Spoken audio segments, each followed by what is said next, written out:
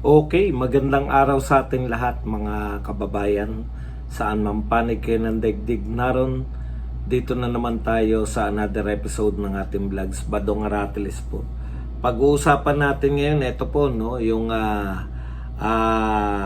i-follow up natin kung bakit po itong lumantad na bagman di umano ni BP Sara ay pinaka-imposible. No? Alam ko, marami na po tayo na pag-usapan dito kay Madriaga.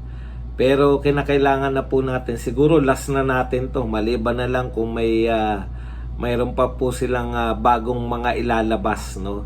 Na ano po, may bago pa silang ilalabas na mga dokumento galing kay Madriaga. Alam niyo po, napuna ko rin, wala pong gaanong pumipick up maliban nga po dun sa sinabi na natin na bilyonaryo at saka politiko. Hindi po siya pinipick up gaano ng ibang mainstream media. Malamang wait and see lang sila, no? Kasi tinignan ko rin si Arnold Clavio, hindi rin pinapansin tong Madriaga.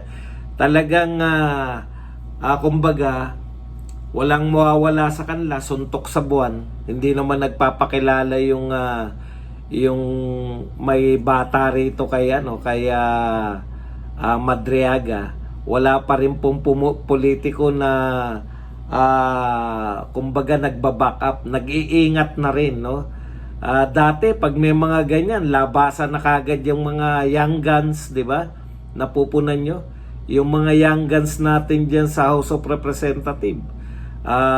Babanat na agad. Ngayon sila medyo naghihinay-hinay sila, parang wait and see. Pag pumutok, okay, no? Pabor sa kanila. Pero pag hindi naman pumutok, wala lang, kasi hindi naman sila umepal hinahayaan lang nila kung sino man yung mga handler nitong ni Madriaga. Pero inisa-isa po, maganda po itong Facebook page o Facebook na post po ni Jason sa inisa-isa niya po yung mga sinabi, no? At magre-react na lang po tayo. Actually, ang dami na pong nasabing kapalpakan. Kasi ang ugali ng mga to, magpapalantad ng mga tao, tapos involved yun lahat ng tao. Biruin nyo, parang Superman. Naalala ko si Matobato ba yun? O, diba dalawa yan? Na lahat ng krimen ni PRRD, involved siya diba? Parang imposible na ikaw lang talagang pinagtitiwalaan ni PRRD sa lahat ng bagay. kung paniniwalaan natin yung mga kwento daig pa nila si Senator Bongo na very close kay President Duterte. So ito po, inisa-isa po ni Manong Jason sa yun pong mga very obvious na alam mo na gawa-gawa lang na kwento. At i-highlight na lang po natin bakit hindi po kapanipaniwala. Okay. Ayon po kay Madriaga, dito po natin kinuha to kay Jason sa. Ayun nga po, no, yung naging kaklase niya ba si BP Sara? Dito po sa San Sebastian. Kung titignan niyo po yung petsa, 1990s. Merong petsa nung sinasabi to si Manong J. Noong 1990s, ano pa lang po, ayan, classmate daw sa SSC, Law School ni Ramil Madriaga si BP Inday noong 1991. Samantalang si BP Sara at that time, elementary pa lang, o elementary at high school pa lang si Sara Duterte noon. Di ba? Paano mo magiging kaklase sa law school? Yan, napakarami pong ganyan no? Yan po yung isa na sabi nga, dito po papasok yung pulses 1, pulses 2, 3, 4. Pag nagkamali ka sa isa, hindi ka nakakarapat dapat pagtiwalaan. Doon pa lang di ba? Napakarami. Tignan nyo He was introduced to the Duterte family in 2016 by former Congressman Roy Logoles. O, 2016, bagong presidente si Tatay Digong. Wala namang problema. Kung ang kakilala ni Tatay Digong si Goles, di ba? He provided political and security advice to then Davao City Mayor Rodrigo Duterte. Yan. In 2018, Rodrigo... So, ibig sabihin, 2016, nang hindi pa presidente, nang mayor pa lang. Magpe-presidente pa lang. Kasi, inintroduce lang siya 2016 di ba? So, 2016, tapos, naging political and security advisor na kagad siya. Hindi, nagpo-provide siya ng political and security advice. Ay, napakagaling pala ng tao nito, no? Ang alam ko po, ayon nga rito sa mga nakalimutan ko na kung si KP Chu o yung si Ma'am Kiambao nagsabi nito. Alam niyo po si Pangulong Duterte, diyan natin hinangaan yan Yung pinaliligiran niya, yung sarili niya ng mga mahuhusay na tao. Karamihan po ng mga kaklase niya, di ba? Ito lagi kong sinasabi rito sa channel natin Karamihan ng mga kaklase ni Tatay Digong, yung mga valedictorian, yung mga honor student, yun po yung kinuha niyang mga tauhan. Kaya ako nagtataka dito sa pahayag na to ni Madriaga. Kasi, di ba yan yung pinagmamalaki ni Tatay Digong sa marami niyang speeches? Sabi niya ako, barely, yung kumbaga pasang-awa lang siya. Yan yung tokis ni Tatay Digong, pasang-awa lang siya. Hindi katulad ng mga tauhan niya, iniisa-isa niya, pinaka-valedictorian yung si Tugade, di ba? Yun ang pinakamagaling. Tapos yan sila Bello, at iba pa. Panay mga kaklase niya, panay magagaling yung dating DOJ niya, magaling din. So, ibig sabihin, sanay si Tatay Digong, tsaka si Medialdea, sanay si Tatay Digong na pinapaligiran niya yung kanyang mga sarili ng mga mahuhusay na tao. Yun nga yung pinagmamalaki niya mga honor students sila. Pero tignan nyo naman, ako, line of 7 lang. Pero tauhan ko sila lahat. Diba? Yan yung laging pinagmamalaki ni Tatay Digong.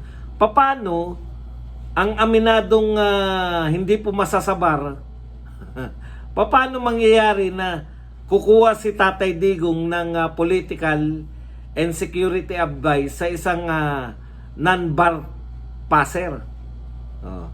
Yun dun sa bumagsak sa bar, na katulad nito ni Madriaga. Imposible. Hindi po ugali ni Tatay Digong yan. Yan po ay napakalaking kalokohan na maging tauhan ni Tatay Digong. Huwag po kayong mag-alala, huli na to. Kasi dapat dito sa mga tao na ganito, hindi na binibigyan ng pansin Hindi nga siya binibigyan pansin na ng mga maraming malalaking media Okay. Tapos, 2 taon pagkapakilala sa kanya, agad na nagtiwala. In 2018, Rodrigo Duterte assigned him to work for Sara Duterte on political, legal, and counterintelligence work. So, 2 taon pa lang na nakilala ni Tatay Digong itong si Madriaga, pinagtiwalaan niya na kagad na i-assign kay BP Sara. At that time, 2018, mayor, Mayor si BP Sara, kung hindi ako nagkakamali. At kay Mayor BP Sara para maging political advice legal and counterintelligence work. Unbelievable. Wala po ba talagang kakilala? Ang tanong ko po wala pong kakilala yung mga Duterte na taga Davao. Wala po silang kilala na maaasahan nila. Kinakailangan pa yung bagong kakilala pa lang ni Tatay Digong. Bagong kakilala pa lang, 2 years ago, pinakilala pa lang sa kanya, pagtitiwalaan na nila para maging tauhan na talagang napaka-close kay BP Sara. Isa pa po yan, no? Sa sobrang close po kay BP Sara, isa lang po ang picture. Isa lang po ang picture nila ni BP Sara. At saka ito tama ba yun? Sa pagkakakilala nyo po ba kay BP Sara at saka kay Tatay Digong? Presidente si Tatay Digong noong 2018, mayor si BP Sara. Sa tingin ba ninyo, doon sa tigas ng ulo ng mag-ama, tigas ng paninindigan ng mag-ama, sa tingin nyo ang nag-a-assign ng mga tauhan ni BP Sara si Tatay Digong? Kaya lahat po to panay sablay.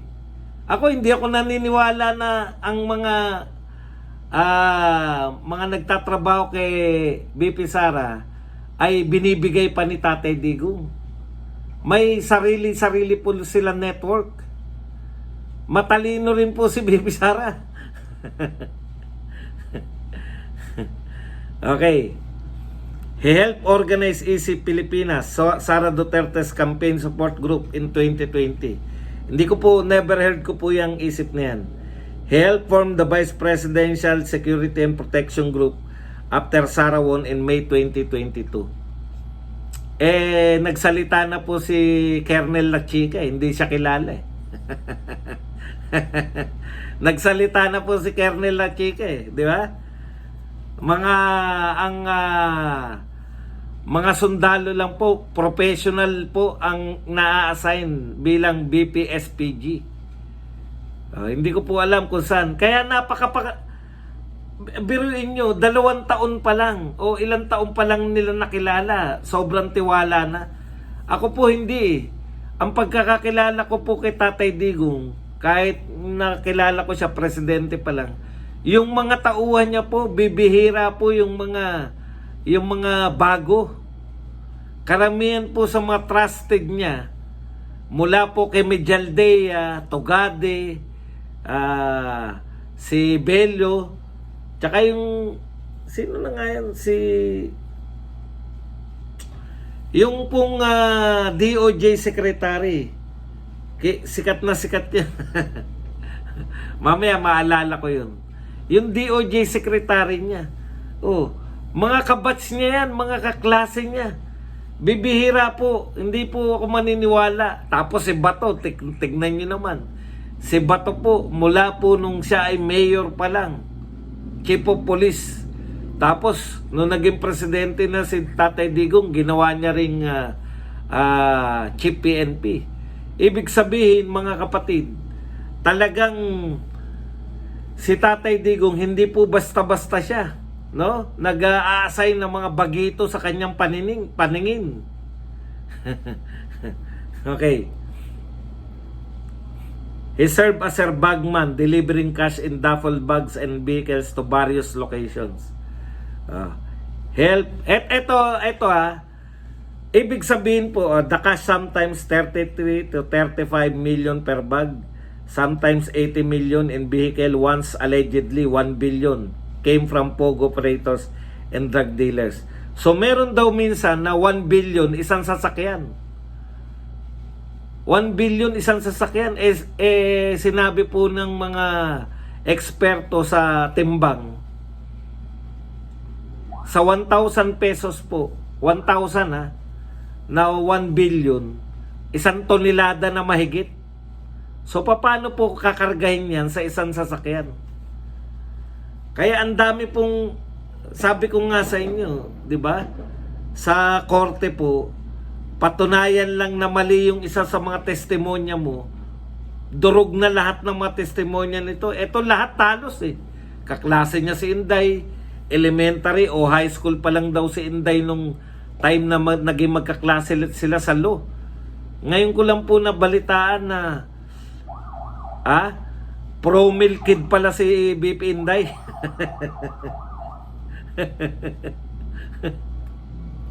Bata pa lang, law student na. Grabe naman. Okay. Eto pa.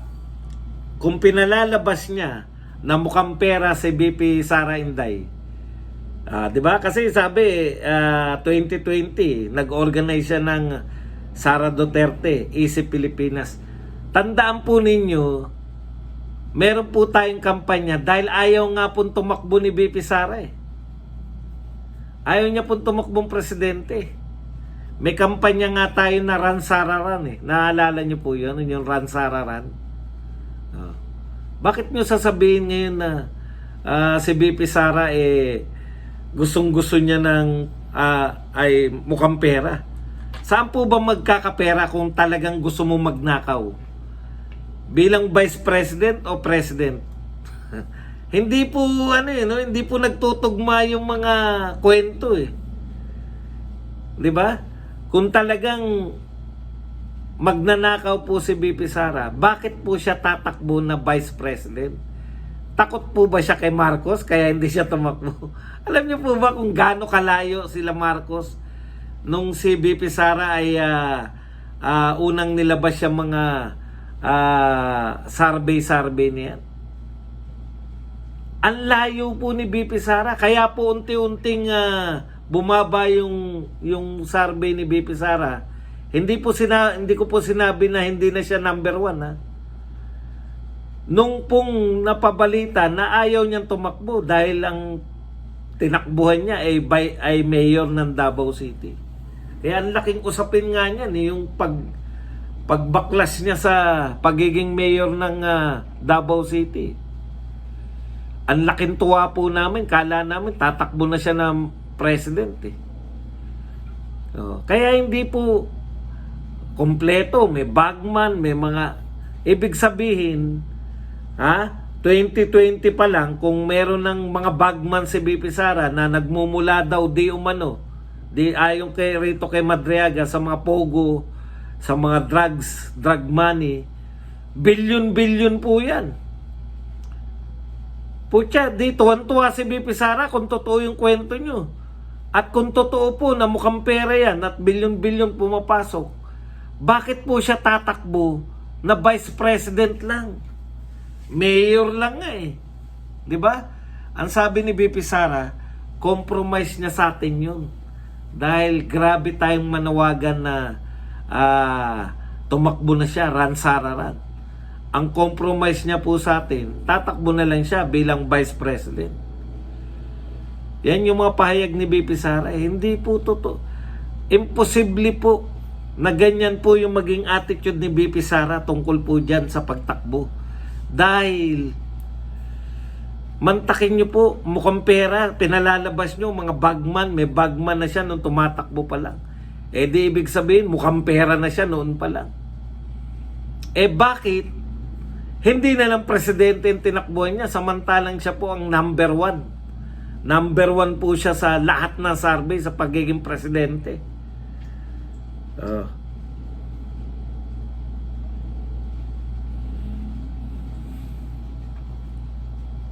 He was involved in 2018 smuggling case of an estimated 6.8 billion to 11 billion worth of shabu, claiming that Attorney Manscarpio, Sara's husband, personally instructed him to pick up at magnetic lifters.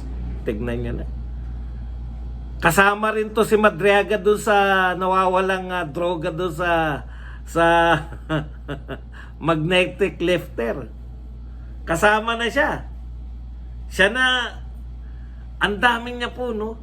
Ang dami pong krimen. Isang tao, ang dami niyang involved na krimen. Kasama siya sa lahat ng krimen. Pati na po sa... Akala ko bagman ka lang mula sa mga drug lord papunta kay BP Sara. Kasama ka na rin ng mga drug lord. Ano yan, lagari ka?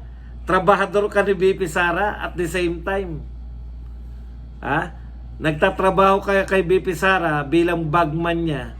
At the same time, nagtatrabaho ka rin sa drug lord. Walang tauhan yung mga drug lord para kumuha. Ang galing ng mga kwento do. Kapani-paniwala Biruin mo yun. Tauhan ka ng Vice President, tapos nautusan ka na ikaw yung pumick up nung mga droga dun sa sa magnetic lifter? Gaano po ka-imposible yun? Manghihiram yung mga drug lord ng tauhan ng BP Sara? At saka nga pala, o sinasabi mo ngayon, kapapakilala pa lang sa'yo. Ano ba to? Kailan ba yun? 2018. Hindi pa Vice President si BP Sara. Involved pa lang sila sa smuggling ng droga. Habang mayor si BP Sara. Yun ba gusto mo pala basahin? Ito ang tanong. Kapapakilala pa lang sa'yo.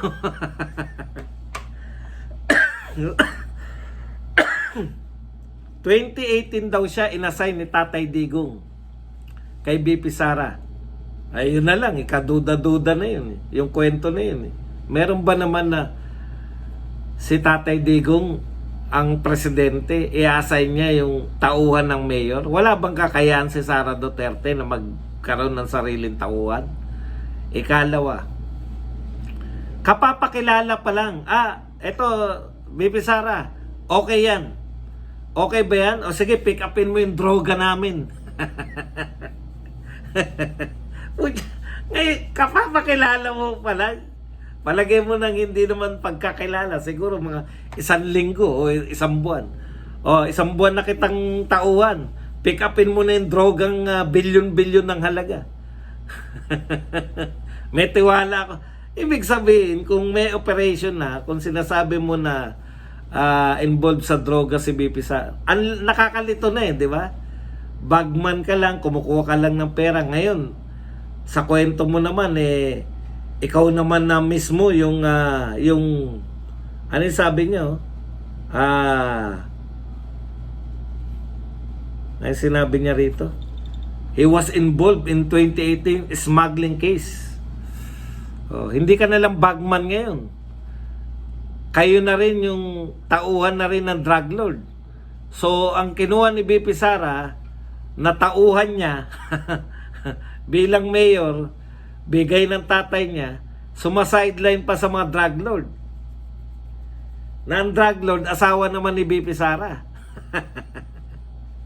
Hindi ba, kunwari asawa mo drug lord, mayor ka. Ikaw ba manghihiram ka ng tauhan ng mayor para gamitin mo sa droga? Wala ka bang tauhan na sarili? Hindi ba napaka-risky nun? Na may makakita na, di ba, kamot ka na lang ng ulo. Kayo po, wala pong sane na tao, wala pong matinong tao na papaniwalaan tong mga ganitong kwentong barbero. Ano pa? Ayan. Personally instructed him to pick up magnetic lifters at the Bureau of Customs during the time of Nicanor Paildon.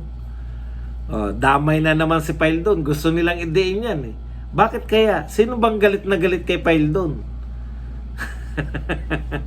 Pwede nang hindi isama si Paildon, di ba? Pero kinakailangan isama si Paildon. Galit kay Paildon tong amo nito. Ang pagkakakilala ko lang na sikat na galit kay Paildon ay si Trillanes.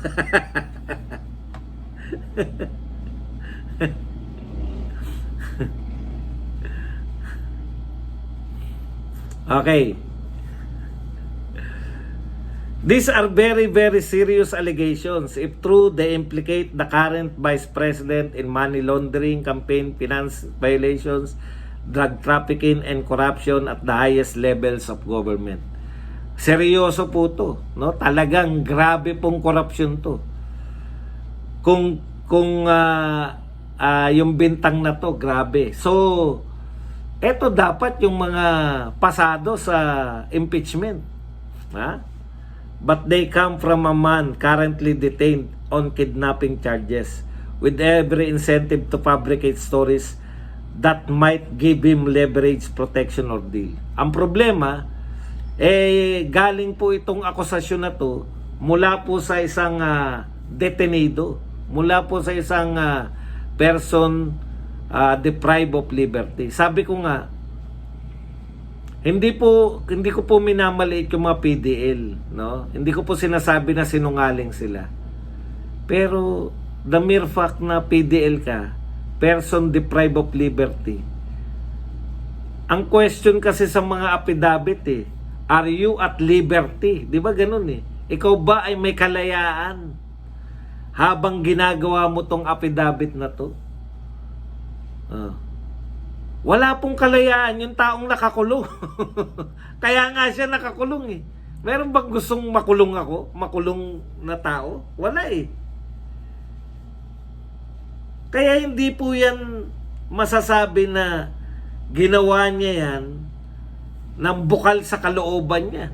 Paano ka magiging bukal hindi ka naman malaya? Halimbawa tayo, pwede tayong, ako vlogger, pwede kong mamili, di ba? May kalayaan ako sa pamimili Meron akong alam na gusto kong ibunyag at may risk na yun. At least malaya ako. Gusto ko ibunyag yan. Pero yung isang bilanggo, alam niyo po kung ano pong nasa isip nila, makalaya, di ba? Yan nga yung susunod na nilalatag nito ni Manong J. Sonsa. Ramil Madriaga is not a credible witness. He is convicted criminal etc. Charges that carry no bail. He has been in detention since July 2023. He has every reason to lie, exaggerate, or fabricate connections to powerful people in hopes of gaining a legal advantage. Di po ba? Pwede.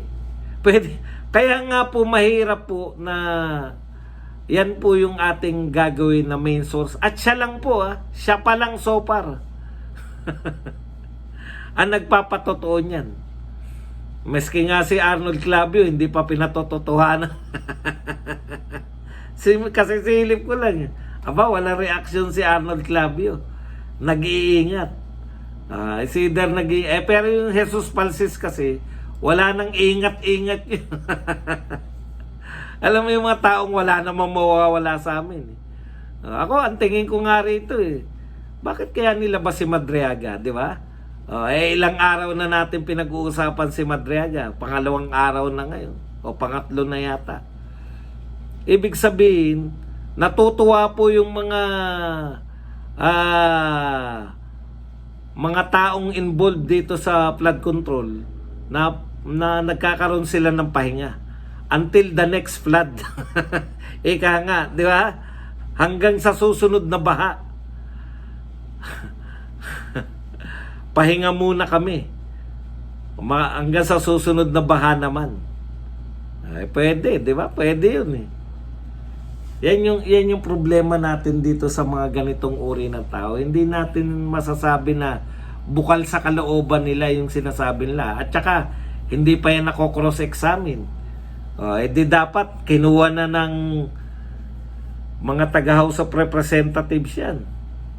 Baka yung mga taga-House of Representative mismo hindi pinapansin. Parang si Bicoy, naalala niyo yung nangyari kay Bicoy na wala nang pumapansin. Sa mga sunod video pa yun madali pang unawain eto pinanumpaan lang kaya yun nga lang yung ano nila mas credible daw dahil nagpanotaryo daw. Ganun na pala ngayon ang credible. Ang alam ko pong credible, isinalang po yan sa investigasyon at lumalabas po na hindi nagsisinungaling. Okay, punta na po tayo rito. Meron lang po, actually natalakay namin to sa Birada. Kaya lang syempre dahil marami kami ron, hindi naman natin na masosolo yung mga oras natin doon. May maganda kaming topic kahapon. Gusto ko lang pong balikan ng konti. Yung pong mga sinabi ni BBM tungkol po sa pagpapalaki sa kanyang mga anak. At saka po yung sa kanyang legacy, Teka, hanapin ko lang ng konti para mas maganda po yung ating talakayan dito. Kung ano yung sinabi ni BBM. Mas maganda yung nako-quote po natin.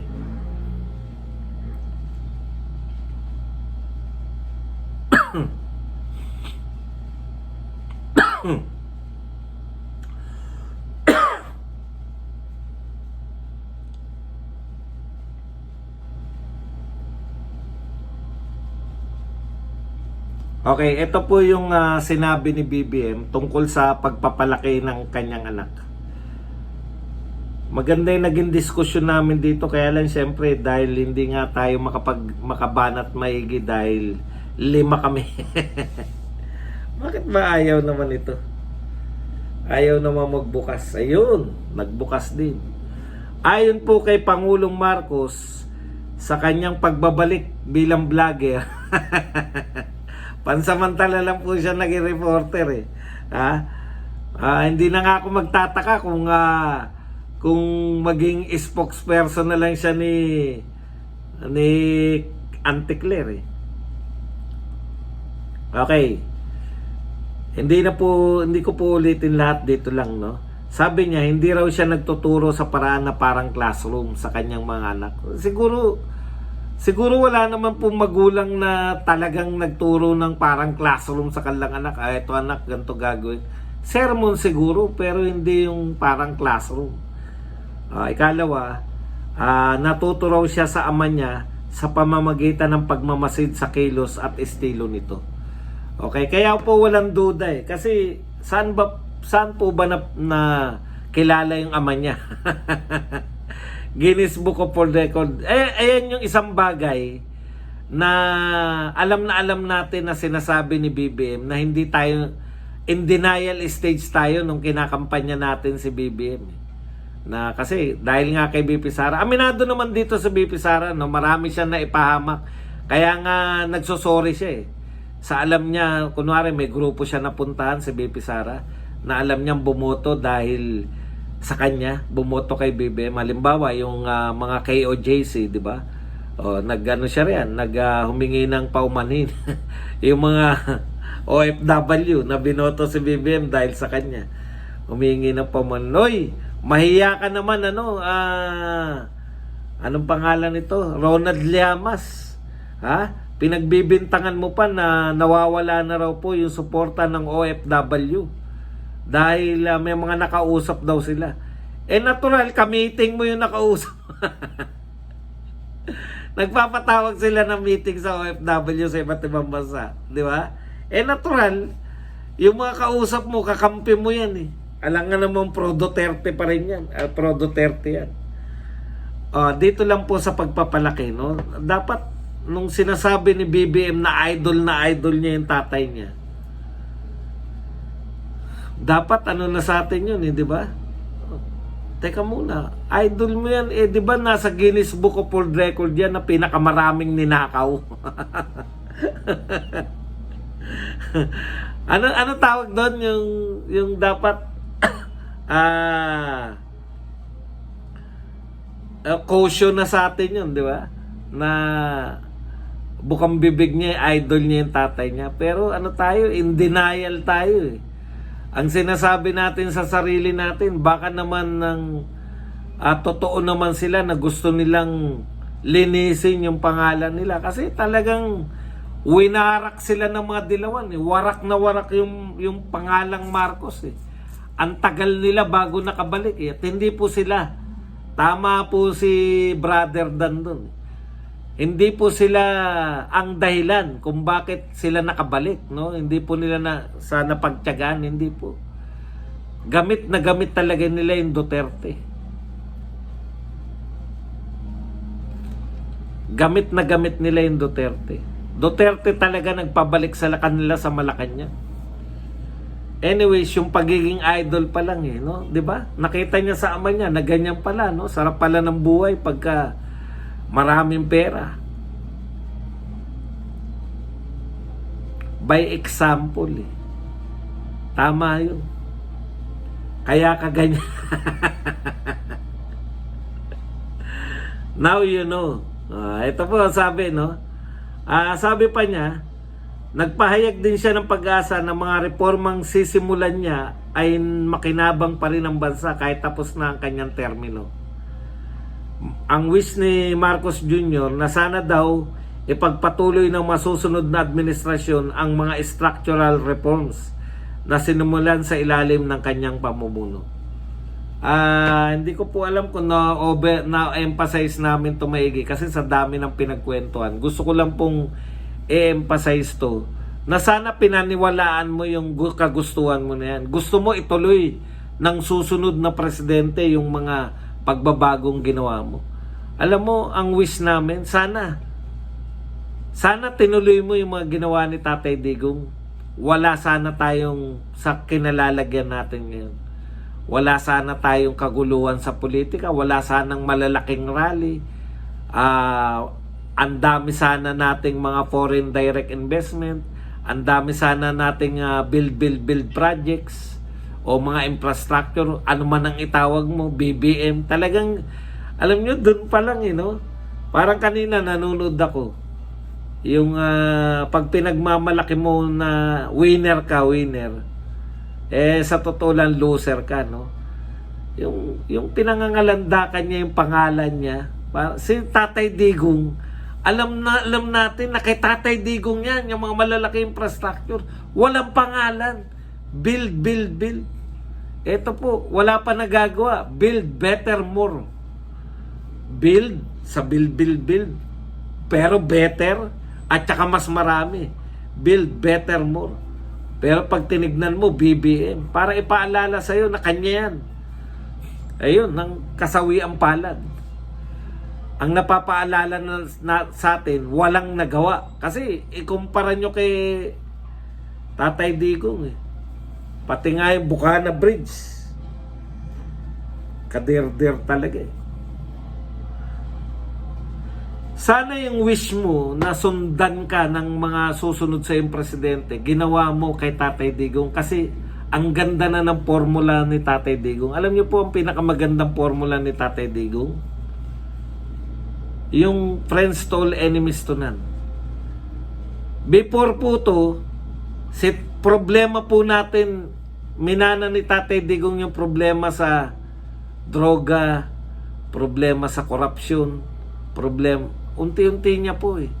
Ang minana ni Marcos kay Tatay Digong, konti na lang nagdodroga, konti na lang yung corrupt na official,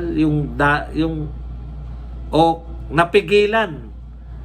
Yung sinasabi, mga tauhan din ni Duterte yan. Pero napigilan po iba po yun eh.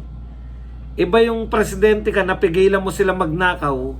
Kaya galit na galit po maraming politiko kay Tatay Digong. Politiko lang Galit na galit po maraming oligarko kay Tatay Digong kasi napigilan yung greed nila nung panahon ni Tatay Digong. Alam naman ni Tatay Digong na makorap yung mga official na yan.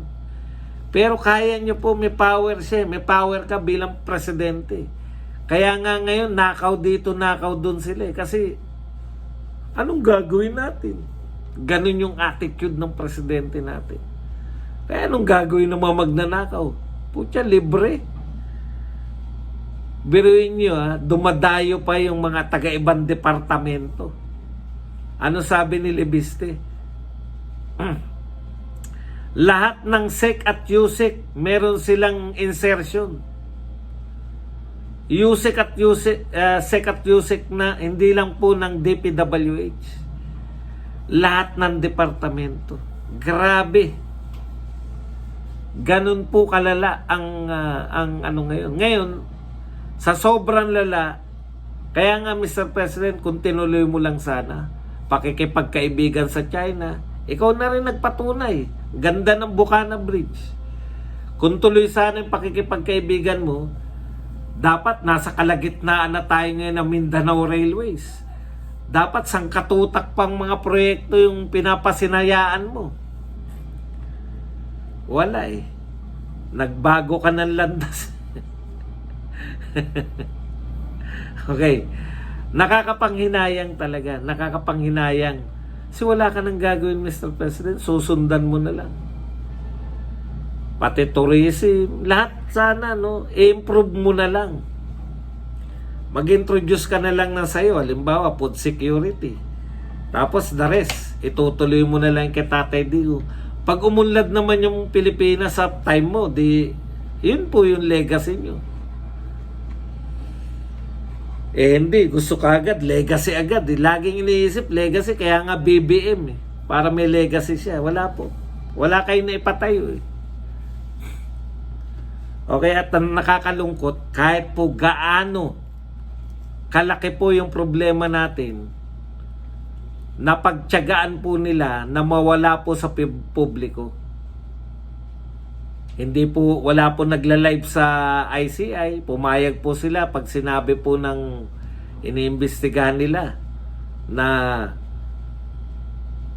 executive session, payag po sila sa executive session. Kawawa po talaga mamamayan dito sa gobyerno na to. At ang pinakamalupit po sa lahat, na pagtagumpayan po ni Tito Sotto at ni Ping Lacson na yung pong investigasyon ng flood control dyan sa Senado. Kinuha ni Lacson yung Blue Ribbon Committee para matigil. Tignan nyo po, napaka-ironic ha. Ang trabaho po ng Blue Ribbon Committee, imbestigahan po ang mga katiwalian sa pamahalaan. Kinuha po ni Lacson yung pagiging chairman para pigilin yung investigasyon sa katiwalian. Nag-iimbestiga naman ngayon Badung BIR ha. Tayo na nga po, lahat nga po nagsabi. Bakit po kaya inuna ni Marcoleta yung flood control? Alam niya po yan yung pinakamalaking korupsyon sa kasaysayan ng Pilipinas. Pinakamalaking korupsyon po yung flood control project. Sa matatalinong tao, unahin mo yung pinakamalaki bago yung mga maliliit. Unahin mo yung principal bago yung mga tsuwari-wariwap. Unahin mo yung malalaking isda, pating, bago yung mga sapsapat dilis.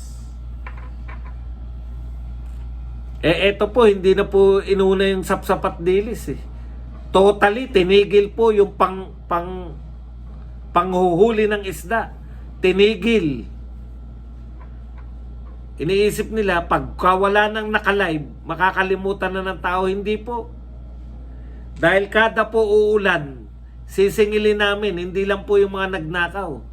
Pati po yung mga nagtatakip sa pagnanakaw, katulad po ng chairman ng Blue Ribbon Committee. Bakit all of a sudden, tinigil ninyo yung pagiging pag-imbestiga dyan at nag-ship kayo sa BIR? Malaking question po sa mga tao yan. At lagi-lagi po yan tuwing uulan at may bumabaha. Hindi na lang po yung mga magnanakaw ng flood control, pati po yung nagpapatigil ng investigasyon dito katulad ni Tito Sotto at ni Lacson. Sisisihin din po namin kayo. Dahil pilit po ninyong tinatago yung pinakamalaking korupsyon sa Pilipinas. Kakampi nyo yung mga dilawan sa Senado. Alam na po namin kung bakit po kakampi ninyo yan. Kunwari lang na anti-corruption. Bakit kunwari? May insertions din eh. 3 bilyon ang pinuno ng mga dilawan at kakamping. 3 bilyon ang insertion. Pumirma sa BICAM para mailipat yung budget ng PhilHealth kasama sa mga pumirma. Ganyan po kagaling ang Our Lady of Insertion. Salamat kaayo, Mr. President. Mr. President, salamat kaayo. Kaayo. Yan lang po ang ating topic. Magkita-kita po tayo mamaya para po sa iba pang balita. Hanggang dito na lang. Kung nagtataka po kayo kung bakit hindi po ako nag-live ngayon, pahiyang lang po, pahiyang. Para naman na sundan natin yung kagustuhan ni YouTube. Mukhang mas gusto niya nire-recommenda pagka hindi naka-live. Huwag po kayo mag-alala. May channel po akong isa, doon po ako madalas na magla-live. Maraming salamat at hanggang dito na lang. Badong Rattles po. Paalam, bye-bye. Thank you very much po. Bye!